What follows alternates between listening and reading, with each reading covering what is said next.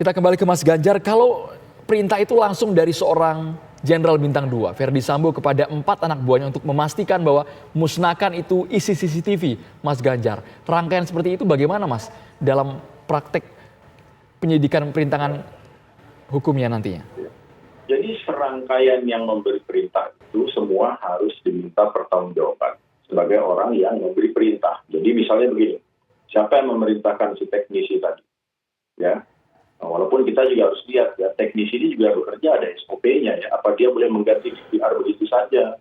Apa dia tidak diwajibkan bertanya? Karena dia seharusnya paham apa konsekuensi kalau DVR diganti. Ya.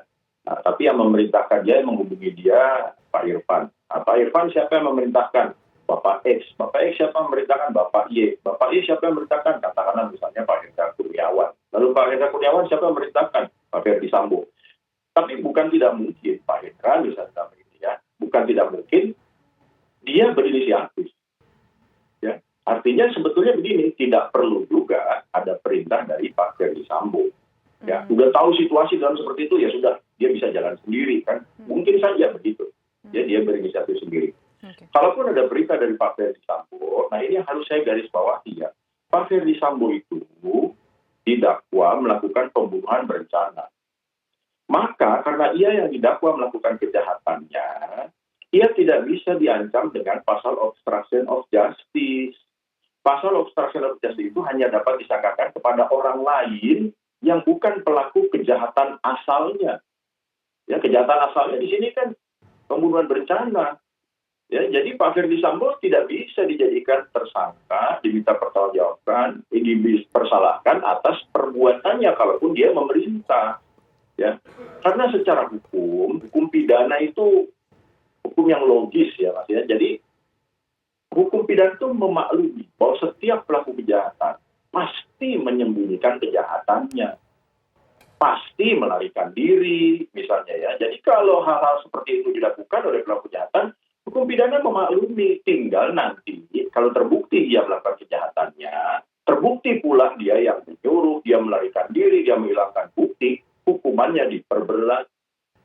Begitu. Jadi tidak mungkin seorang pelaku kejahatan diancam obstruction of justice atas tindakan-tindakan yang menyembunyikan kejahatannya. Pak Ganjar, tapi kalau kita lihat, kalau tidak salah saya dapat informasi di bulan September lalu bahwa Verdi Sambo dan 6 polisi lainnya ini dijadikan tersangka dalam kasus obstruction of justice, kasus perintangan penyidikan. Iya, kalau yang lainnya tidak masalah. Tapi Pak Verdi Sambo-nya tidak bisa dikenakan obstruction of justice. Obstruction of justice itu diancamkan kepada orang lain yang tidak berkepentingan terhadap terjadinya tindak pidana. Kenapa kamu nyembunyiin? Kenapa kamu menghilangkan? Kenapa kamu menghapus? Urusanmu apa? Kalau pelaku kejahatan dimaklumi oleh hukum pidana. Makanya waktu dijadikan tersangka, saya bingung loh. Kok Verdi Sambo-nya dijadikan tersangka obstruction of justice?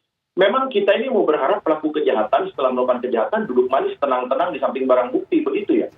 Tidak mungkin, maka hukum pidana memaklumi kalau pelaku kejahatan melakukan serangkaian tindakan untuk menyembunyikan kejahatannya. Begitu. Tapi kan Hendra dan kawan-kawan ini juga atas perintah Sambo, Pak Ganjar. Iya, apakah memang harus dipisahkan, Pak? Ya, sungguh pun Pak Hendra dan kawan-kawan atas perintah. Begini deh, coba dipikir. Begitu diperintah Pak Sambo, apakah Pak Hendra dan kawan-kawan ini tidak paham bahwa itu perbuatan yang tidak boleh, bahwa itu perbuatan menghalangi penyidikan, bahwa menghilangkan bukti, merusak TKP dan lainnya itu tidak boleh? Ya, dia paham, maka seharusnya dia menolak. Itu Pak, maaf Pak, nggak bisa. Bahkan kan tempo hari saya bilang ya, begitu tim olah TKP datang, ia membiarkan ada Pak Verdi Sambo, orang yang diduga menjadi pelaku ada di situ, itu paling tidak sudah pelanggaran SOP, pelanggaran etik. Kan harus profesional, Pak. Maaf, ini terjadi di rumah Bapak. Bapak nyingkir dulu. Terlibat atau tidak terlibat, Bapak nyingkir dulu. Begitu kalau profesional. Tapi kalau ini bisa jadi pertimbangan hakim tidak? Beginilah, oke, yang dilakukan oleh keduanya adalah salah begitu. Karena sudah tahu itu melanggar hukum tetap dilaksanakan.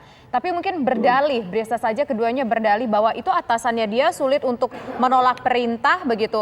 Kemudian juga kita tahu bahwa Indonesia lekat sekali dengan unsur-unsur feodalnya gitu. Secara kita tahu bahwa ada unsur hierarki juga mungkin dalam institusi-institusi tertentu begitu. Nah, ini bisa jadi pertimbangan hakim tidak untuk menjatuhkan nanti kalau sudah ada vonis, mau masuk vonis, apakah ini bisa jadi peringan atau gimana? gimana kalau menurut Pak Ganjar? Begini ya, banyak hal-hal dalam praktek itu dimaklumi.